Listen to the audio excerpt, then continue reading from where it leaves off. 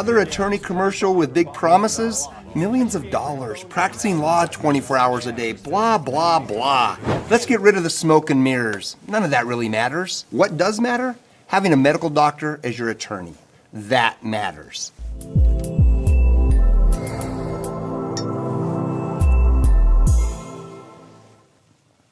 Hey there, crew. Welcome to it. It is Tuesday. It is February 17th. Already busy this morning.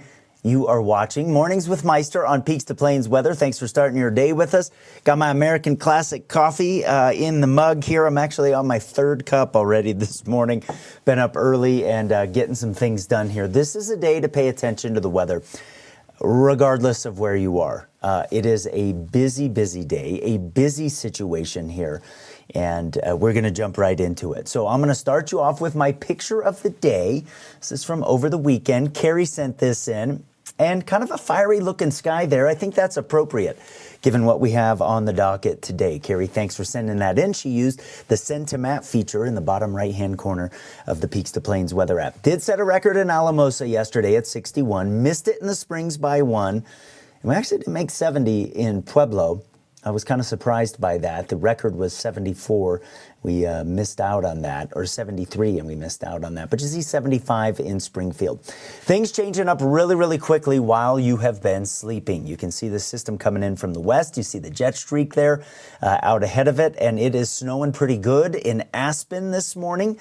As we get the day underway, Crested Butte, you see the flakes flying. You see the forecast there. It's going to snow all day long in Colorado's high country over the ski resorts. That is good news. And at Wolf Creek, you can see you've already got snow there on the roof, and it is coming down pretty good right now. And the winds out of the west at 48 miles per hour. It is gusting higher than that.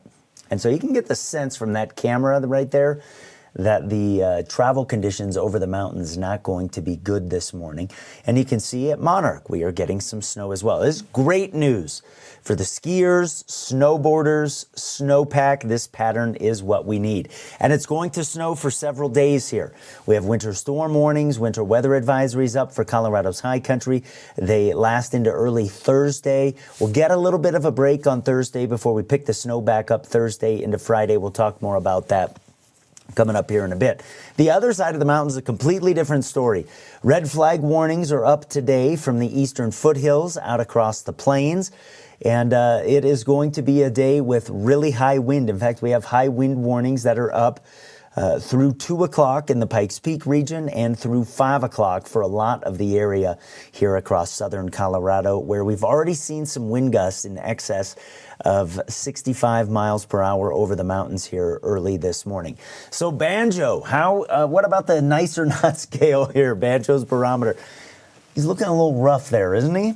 Well, that might be kind of what your hair's looking like if you're outside today. We're going with the 2 on Banjo's barometer, just simply due to the wind and the difficult travel up across Colorado's high country. So, my friends, good morning to you. Thanks for starting your day off with us here. I want to let you know that you can join the show if you'd like to ask some questions.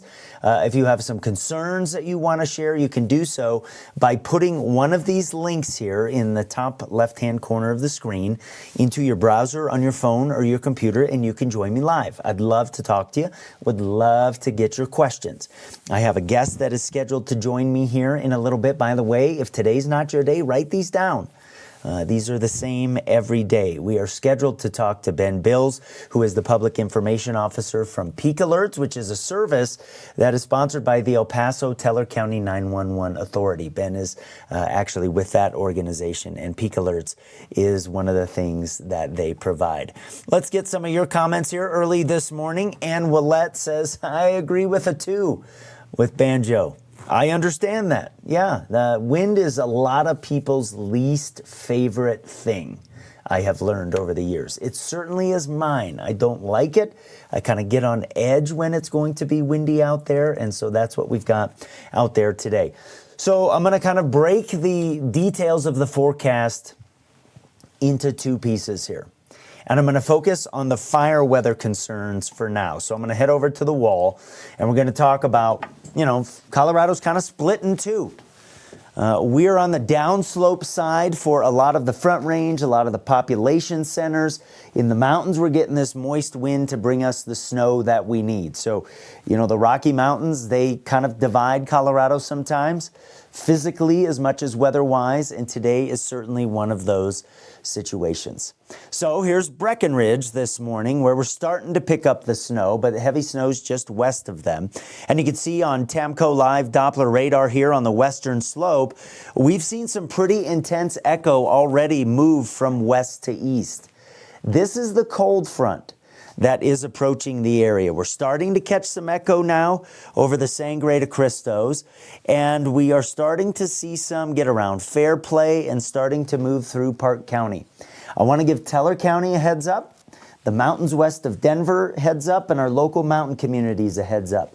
When this front gets to our local mountain communities here this morning, we're going to get about a 60 to 90 minute window, probably centered around 8 o'clock, maybe between 8 and 9, of where we get some really heavy bursts of snow that reduce the visibility and might put down a quick inch, maybe 2 of snow on some of the cooler surfaces. Skycast has a handle on that, and here it comes, kind of between 8 and 9 o'clock, and you see some of the darker blues that are showing up there. It's a snow squall that we'll watch out for. It's possible, if it's heavy enough, we get a snow squall warning from my friends at the Weather Service. I know they're on that early this morning, and so I'm going to watch for that. And we'll do some live coverage if we get one of those things to kind of move in and, give you some heads up here on what's happening. There could be, in theory, a brief shower right along the interstate in the cities, but that downslope is going to try to just eat that away real quick. So if you catch something in Monument, Palmer Lake, Colorado Springs, Pueblo, West, Canyon City, Walsenburg, Trinidad, it's not going to last all that long. And don't think that the forecast is going awry. It's just that's the front arriving in your area. Rest of the day, we'll keep the snow going up across Colorado's high country, and it will be another day of some snow as we head into Wednesday. So again, very, very good news. Let's talk about the wind. Here we are this morning, getting gusts of 56 in Alamosa already. We've had some sensors up on the Rampart Range that have been just shy of 70 miles per hour early this morning, getting some strong wind between 50 and 70 off to the west of Walsenburg as well. And you can see in Walsenburg here this morning, the sustained winds 25 miles per hour. Camera is bouncing around a little bit. Watch what happens, though, as the front drops off the hills and moves across the plains. The wind spreads out across the eastern plains of Colorado. And the wind direction goes from the southwest to the west a little bit. Been talking about this for a few days now. Some of the strongest wind is going to be along and south of Highway 50 east of the mountains. So in the cities, it's not going to be as strong as some of us here around Fowler, Swink, La Junta. We get into the southeastern part of the state. But we'll get some gusts out here over 60 miles per hour. I still think the model is underdoing it just a little bit. Little larger perspective here for you. You can see as the front drops off the hills, we get this little switch in wind direction to more of the west. The speeds start picking up out across the plains. Notice in the cities, it's not as strong as what we'll get off across the far southeastern plains. And keep in mind, I still think the model is a little bit underdone here. But it's that wind today that is the big concern for fire weather, because as it sinks down the hills, it compresses the air and it dries it out. So watch what happens here as the front arrives over the plains. Now, the relative humidity honestly can be a little bit misleading. It's relative due to the temperature. So you could have the same amount of moisture in the air, like say the dew point at a location's 45 degrees.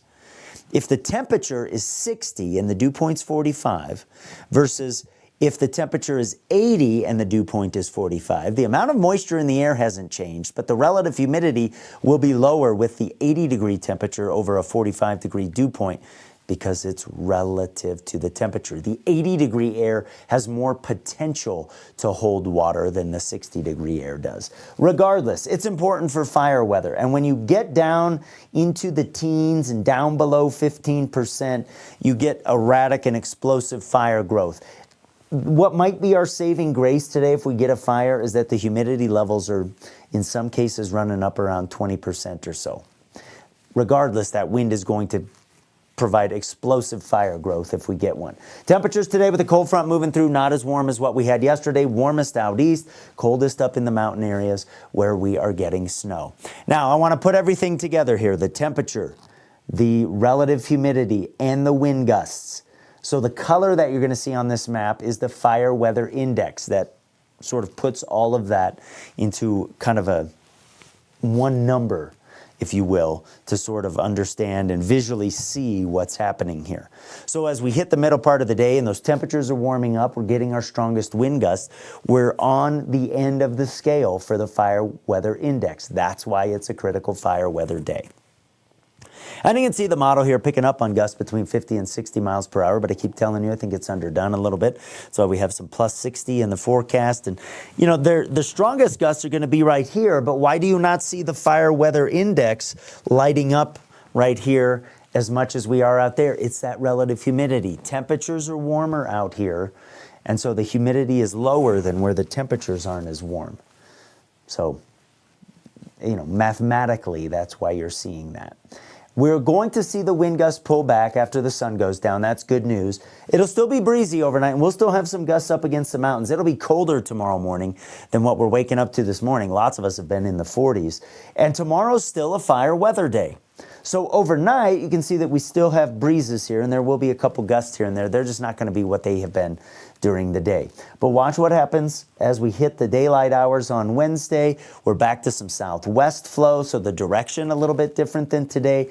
I'm showing you sustained speeds here between 15 and 30. May have some gusts up around 40 or 45 miles per hour to deal with. And so along and south of the Arkansas River, we do have a fire weather watch that's up for Wednesday. So a couple days of concern here, and sort of interesting to, you know, have that be talked about while up across the high mountain areas, we are seeing, the fire weather concerns here. So, okay, a very short break, and then I have a guest that's going to join us. I'll be right back. Emergencies are unpredictable, but you don't have to be unprepared. Peak Alerts sends you targeted emergency alerts in real time for the places that matter to you most, so you know what's happening and what to do next. Know first, act fast. That's the power of Peak Alerts.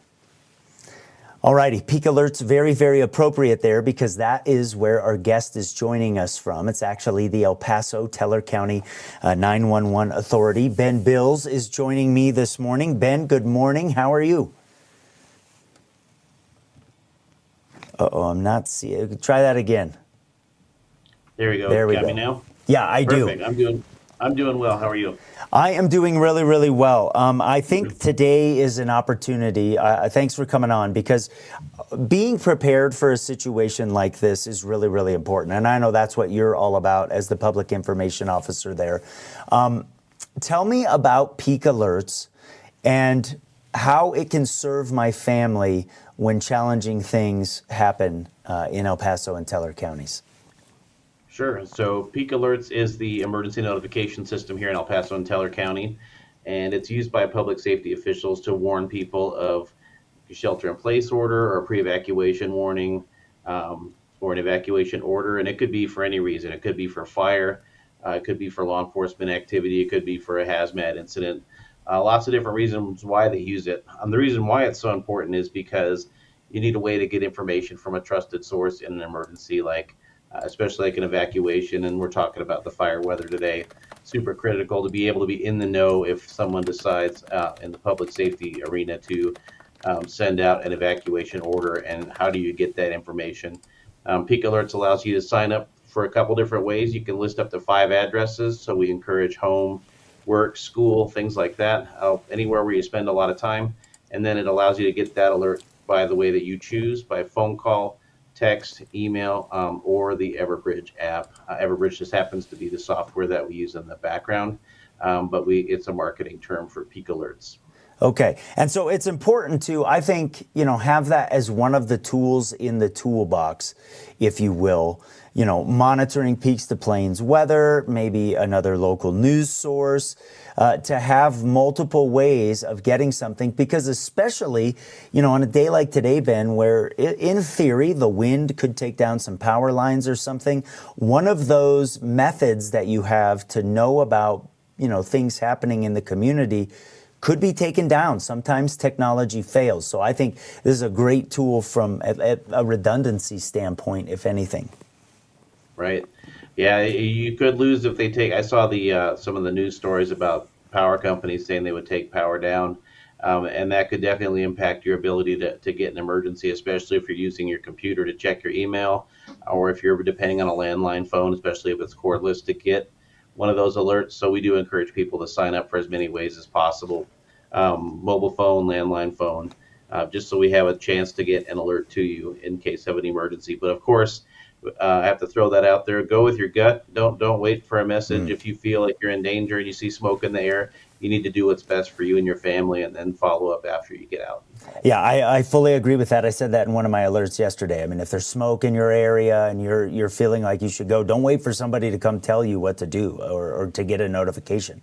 I mean, keep yourself safe ultimately when it comes down to that. Tell me about the El Paso Teller 911 Authority. When was it started and how long has it been around? Sure. So we have been around since 1989. The El Paso Teller County 911 Authority is the collection point for the $2 you see on every line of your phone service for the emergency telephone charge. And our role here is we provide equipment, training, and services to the 7 911 centers that exist in El Paso and Teller County to make 911 work. So anything they need to process and get a 911 call and get it sent out, the 911 Authority takes care of it. Wow. So it's a pretty decent sized organization given the population, I would say, that is in those two counties that you mentioned. We are a mighty team of 25, but I work with an incredible group of folks. I mean, they are on top of it. Okay. One more time before I let you go, because I know that you're busy. If folks are just joining us, and I've seen some popping on the live stream here, tell us again about Peak Alerts and how they can sign up. Sure. So Peak Alerts, again, the emergency notification system for El Paso and Teller County. You can get a variety of alerts, evacuation orders, pre-evacuation warning, shelter in place, things like that. It's super important to sign up, peakalerts.org. It takes just a few minutes to create a profile, and then you can list up to 5 ways to get your alerts. We encourage you to list your home, where you work, kids' school, if you spend a lot of time at your church. Register all those addresses, because everything that goes through the system is very focused, and it's only sent to where it pertains to the folks that are impacted by that emergency. So just take a couple minutes, peakalerts.org. If you've got elderly family members or someone that struggles with using a computer, please help them sign up again at peakalerts.org. And if you know someone without access to the internet, we also take those registrations by phone at 719-785-1971. Okay, so yeah, help those that need help. I think that's really, really wise counsel there. Ben, anything else that you would add this morning for people that are watching Mornings with Meister? Yeah, and then having been through the Waldo Canyon fire and the Black Forest fire, we take the system very seriously. I work with an incredible group that help us make this system work. But it's only good if you sign up and register for it. So these systems used to not be an opt-in required, but with technology and trying to keep up with all the different ways that people get their information, it's just important to why we have nothing going on. Don't do it in the middle of an emergency. To sign up for peakalerts.org. Take that first step in preparedness and head onto that website and get signed up this morning. Yeah, I've been hitting that for the last few days. I mean, like you said, it's the quiet days are the time to get that sort of thing done. Ben, thank you so much for joining me this morning. I appreciate it. I will keep tooting the horn for Peak Alerts because I do think it's very, very important. I mean, today is one of those days where, let's hope we don't. But if you need to use it, it is there as a resource. So thank you for everything that you and the team do, and pass on my thanks on behalf of the community to all of those that you work with. Will do. Thanks for having me, Matt. Yep, of course. Thanks, Ben. He is such a good guy, and they work so hard to make sure that everybody is safe. So I'll come back to the wind before I wrap up. Right now, I'm going to focus on the the snow part of the situation for those of you that are in the mountains and are concerned about the mountains. Here's what we've got going on. Our snowpack is still historically low. So this is really, really good news, this pattern that we have developing across the area today. And I still think through the week here, we are going to end up with multiple feet of snow in the southwestern part of the state where we need it the most, because the snowpack is lowest down here, but we need it everywhere. So this really, really is good news. I think we end up with, let's say, if I was going to put like a one number on it, what's most likely? About 18 inches at Monarch, I think between 1 foot and 2 up across the Summit County resorts toward Vail, Beaver Creek. I think Crested Butte could do really, really well with this, maybe be on the order of 24, 26 inches somewhere in there, maybe a little bit more than that. But down here, the big winner might end up being Wolf Creek with this one. I saw a computer model that had more than 40 inches. With that, Steamboat should get 1 foot or 2. And then I'll at least show you this. There's a chance of some snow later on this week across the eastern plains as a series of waves moves across the western U.S. So here we are today. This is the jet streak that's moving through. You see this big dip here carving out. There's multiple systems that are going to work through the west here for the rest of the week. So this first one gets out of here overnight. Here comes the next one for tomorrow. It's going to keep snow going for the mountains, and you see the jet in the vicinity here. Not as windy as today, but will stay windy east of the mountains and still have a fire weather day. And we're sitting in this big trough here. So we get these, this is called a long wave trough, and you get these short wave troughs that are kind of rotating through this thing for the rest of the week. Thursday is going to bring a little bit of a break for the mountain snow, but then this system comes in on Friday. That one has a little bit more of a kink to it and is a little bit more favorable, I think, for the chance of some snow at lower elevations. So let me walk you through what will happen here. Here comes the front dropping off the hills. Again, if you're just joining us, I think there's a window here over the next 3 hours where we get a quick burst of snow for Teller County, for the wet mountains, for the Sangre de Cristos that could reduce visibility, bring a quick inch or 2 of accumulation. In theory, it's possible we catch a brief shower at lower elevations. I wouldn't count on it. As we head into tonight, we're still getting snow over the mountain areas. It's not as heavy as what it will be this morning. But that next wave comes in tomorrow and the snow fills back in for the mountains, and we may get some showers over our local mountain communities again.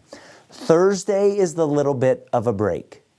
But then that final system for the work week comes in, and so as we move into early Friday, the snow picks back up again, and that's the one that may bring us a chance of snow at lower elevations here as we head through the end of the week. So our forecast, a cold front coming through today, drops temps for tomorrow. We get cooler here for the end of the week. Friday brings our best chance of snow, a little bit cool, but dry over the weekend and warming up as we head into early next week. A reminder that you can get the forecast for where you are anytime you would like it on Peaks2Plains or the Peaks2Plains Weather app. You can download that, and I really encourage you to download that because, like the peak alerts, I can give you sort of neighborhood by neighborhood or where you are throughout the day notifications of when high impact or perhaps life-threatening weather is occurring. If we get a fire today, I will let people know through that. One of the other things that I have available is what's happening on Peaks2PlainsWeather.com. And I'm going to show you that really quick because yesterday I made some upgrades to the website. So I've got a weather command center right on the home page now, and their current conditions for where you are. You can put your location in here and change that. So if you want to look at weather, in a different part of Colorado from where you are or a different part of the country, you can do that. And I've got my extended forecast down here. Again, this is what you want to expand both on the website and in the app, especially down in these words that you see down here in the forecast is where I put some of my detailed information for you. So we're continuing to grow Peaks2Plains Weather. What we're doing, where we are, it is weather for you. If you'd like to join the show this morning and ask a question, you can use one of these links. Ben used the bottom one, vmix.at/1, small r, big J, big S, small L, and the number 1. You can get on that way. You can use the zmSjK if you would like as well.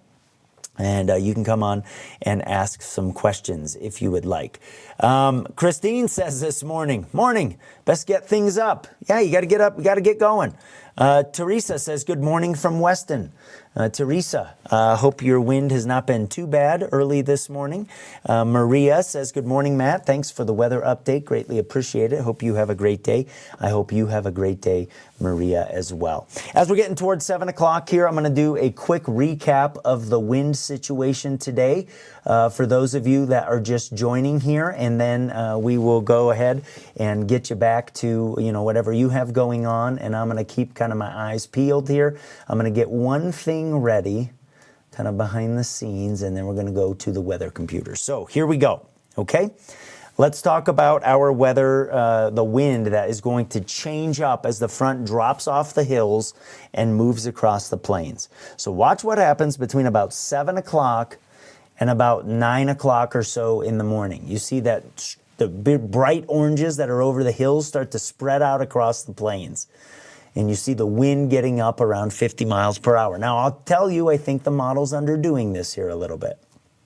But the idea is right, that we get really, really windy here for the balance of the day. So obviously, with widespread wind gusts that are up between 40 and 65 miles per hour, if we were to get a fire, that would cause some issues. A different vantage point, pulling out the map a little bit, shows the same story here, with the front dropping off of the hills and the wind really starting to pick up. Now, that wind sinking down the eastern slopes of the mountains dries the air out and causes fire weather concerns. Watch what happens to the humidity between 8 and 10 o'clock. You'll see it drop off the table here as we get into the afternoon, and these numbers are down into the teens in a lot of cases. And so you throw that in with the wind and with the temperature, the fire weather index here through the same time frame from the morning into the afternoon changes up in a really, really big way. We've started to see wind pick up over the mountains during the overnight. Whoops, I didn't mean to skip past that. But during the late morning and the afternoon, this fire weather index gets up to the high end of the scale. And that's why we have fire weather concerns that are different than normal days today. Not every red flag warning is the same. Not every severe thunderstorm warning or tornado warning is the same. Today is a critical fire weather day in a big way. So I will be here. If we get something, I'll be live on social media. I'll be live in the app on the 24-hour channel, live on Peaks2Plains Weather.com in the 24-hour channel, just like I am right now. So my friends, have a good day. We have one more thing to do before we go. We can't forget about Banjo's Buddies. And today's Banjo's Buddies is kind of an interesting one. Jackie sent this in from Old Stage Road of a young bald eagle hanging out there.